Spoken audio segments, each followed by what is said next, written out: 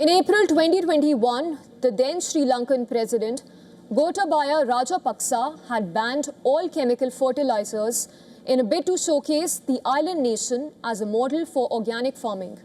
But the move backfired, which resulted in a sharp drop in rice output, Sri Lanka's biggest crop and staple food for its 22 million people.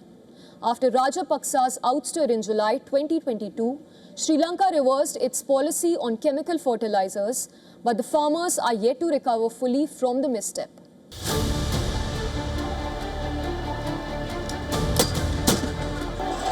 In 2022, Sri Lanka had its worst financial meltdown in more than 7 decades.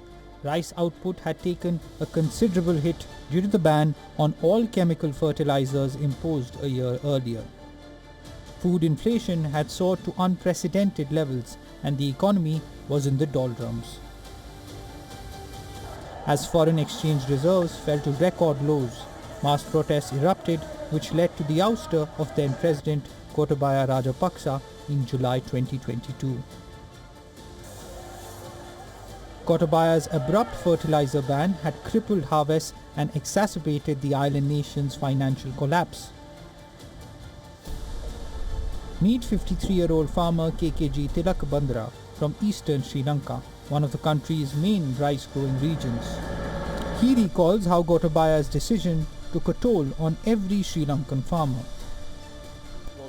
When farmers apply organic fertilizer, the harvest drops. Knowing that, farmers bought expensive chemical fertilizers from the black market. Even after that, the income was only 50% because the farmers didn't have enough money to buy an adequate amount of chemical fertilizer. At the height of the 2022 crisis, Sri Lanka imported 783,420 metric tons of rice, worth $292.5 million, mostly from neighboring India, the world's largest exporter of the grain. It's to be noted that it was the first large-scale rice imports since the government of Rajapaksa banned chemical fertilizers. Between 2021 and 2024, food prices more than doubled in Sri Lanka, deepening malnutrition and food insecurity and hurting rice farmers who make up a large share of the rural population. We had a sharp drop of 34%. We are still struggling to recover. That's the most important point, because we did not apply the nutrients which is required by the crop to produce food for us. Today, things have changed for the better.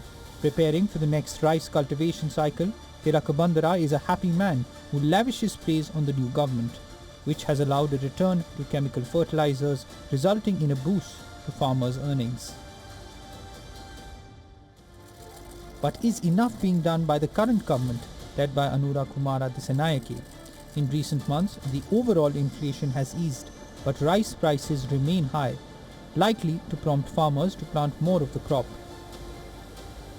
Rising prices of fertilizers, rice paddy seedlings, and labor remain a concern.